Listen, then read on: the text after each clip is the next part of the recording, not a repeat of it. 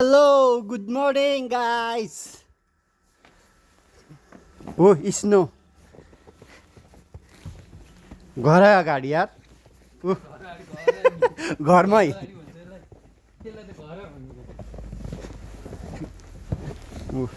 4 इन्चीको परेको छ यार 7 इन्ची हो यो हाम्रो सन्तोष साथी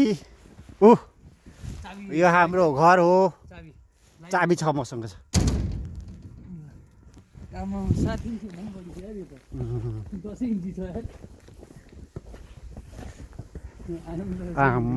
यहाँ चाहिँ साफ गर्यो है कसले रोमानियाको हालत यस्तो हो -12 छ बिस्तारै बिस्तारै गाडीमा त 8 इन्चीको छ यार 8 इन्चीको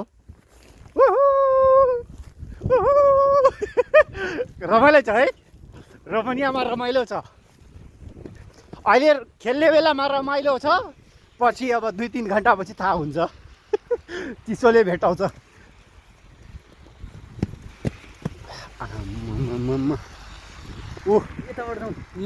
ए त्यहाँबाट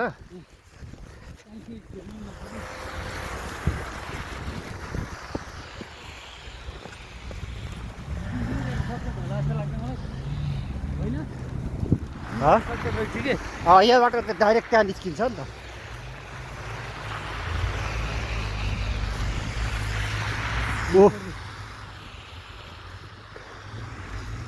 नयाँ साल आज कति रे 2 गते डिसेम्बर 2 गते 2026 ए 3 हो यस्तो हिउँ छ यस्तो रिस्यो सोर्नुपर्छ बेलचाले साबेलले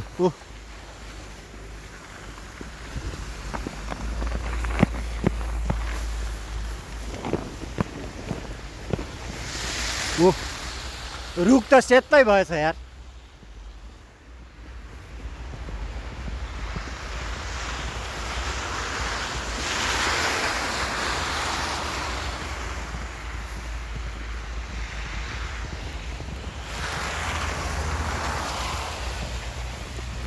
यसले चाहिँ हुन मजा आउँछ त्यो अलि ऊ छ नि त बाक्लो तर अहिले त यो जुत्ता ठिकै रहेछ लाउनुलाई यस्तो जुत्ता लाएर हिँड्नुपर्छ वाटरप्रुफ जुत्ता यहाँ यस्तो हिउँ परिरहेछ यिनीहरूको हेर कुकुर लिएर बाहिर निस्किँदो रहेछ यार जाडो नै हुँदैन भने लक लक लक लक कामिरहेछ कुकुर कुकुर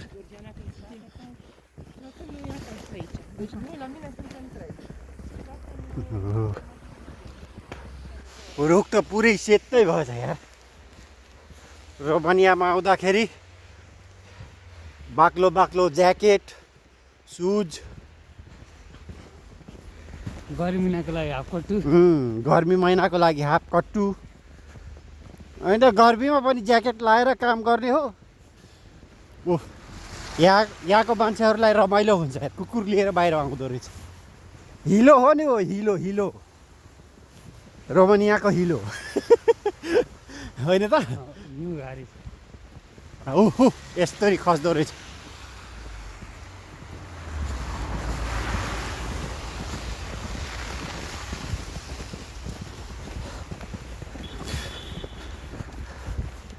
आज म देखाउँछु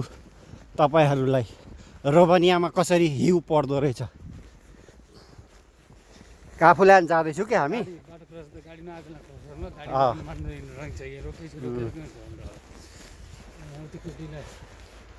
तर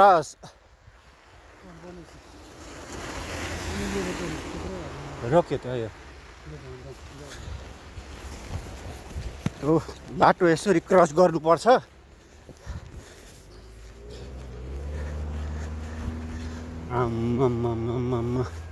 के हो यार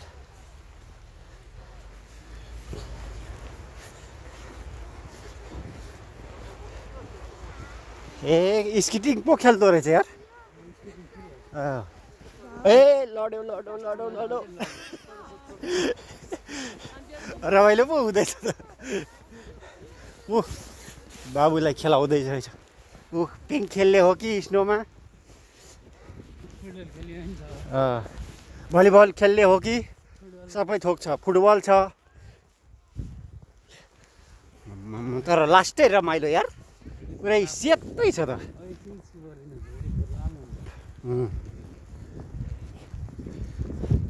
तपाईँ आफैले कटिङ गरेर हाल्ने रहेछ के हाल्ने रहेछ डाइरेक्ट हालिदिने नि कटिङ पनि गरिदिन्छु ऊ छ नि त ऊ छ ऊ यस्तो चिसो हुन्छ रोमानियामा ए हिउ खस्दैछ या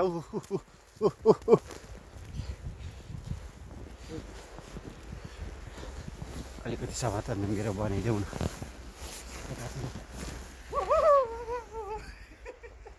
रमाइलो या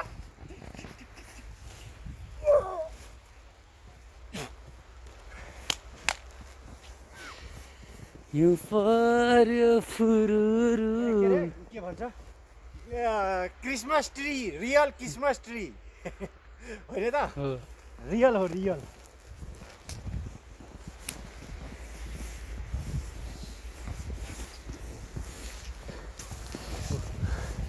ओह खस्दो रहेछ यार रुखै यस्तो पिङ खेल्नुपर्छ कि यस्तो बेलामा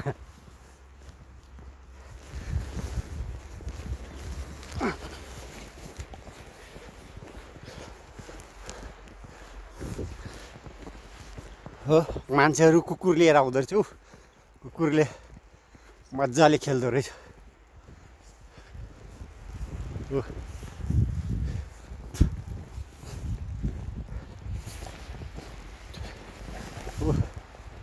स्नो परेर यार पुरै मान्छे नि सेतै भइसक्यो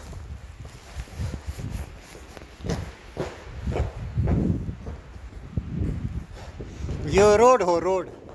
आकाशे पुल यहाँ अलि भित्र छैन आकाशे पुल भन्नु भने आकाशे पुल हो नि त यो ओभरहेड ब्रिज भन्नु पर्यो आकाशे पुल चाहिँ ए यसलाई चाहिँ ओभरहेड ब्रिजै भन्नु पर्यो ब्रिज रमाइलो छ त जिन्दगी यहाँ पैसा चाहिँ छैन यार रोमानियामा सप्लाई कम्पनीमा परियो पैसा छ थोरै काम छ धेरै गोरु जोताइ रोमानिया आउनु हुँदैन यार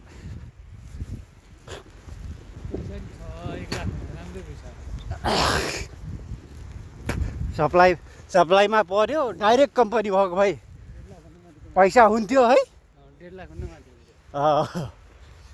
बस्न चाहिँ त्यति बस्छु भनौँ न बोल न यार त्यही हो अब 1-2 लाख कमाउनको लागि ठिकै हो त्योभन्दा बढी कमाउँछु भने पनि आइ नि हुन्छ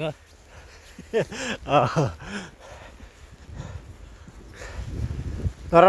के अरे खाडी मुलुक भन्दा नि रमाइलो छ यार मेरो चाहिँ पहिलो नै यहीँ भएर होला मलाई चाहिँ अन्तको अनुभव छ यहाँ रमाइलो छ अब आफूलाई त्यही त हो नि रमाइलो छ यार बब्बाल रमाइलो छ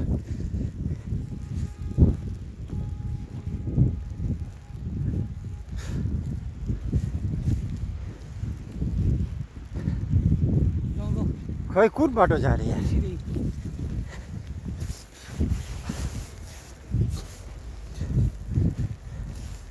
हामी उता यो मार्केट जान लागेको के काफुल्यान्ड मार्केट गाडी नि छैन यार आज त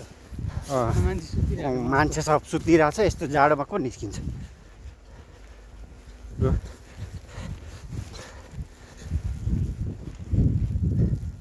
चिसो छ नि सर के भने यार हो लास्टै चिसो छ नि हात हेर न हात कस्तो रातो भइसक्यो यार ब्लड जम्न लाग्यो अब हातमा आज मान्छे नि छैन त्यति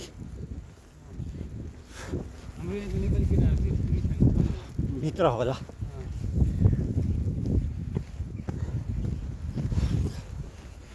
ओह यही हो मार्केट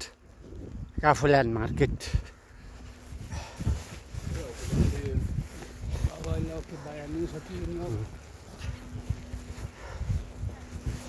म पुनः आउँछु भनेर ल अर्को भिडियोमा केही अपडेट चाहियो भने कमेन्ट र लाइक गर्नु है। म देखाउँछु नयाँ नयाँ स्टाइल कसरी रोमानियामा के हुँदो रहेछ, कसरी आउने, कसरी कम्पनी चेन्ज गर्ने। हामी नि okay guys, by by, have a good day.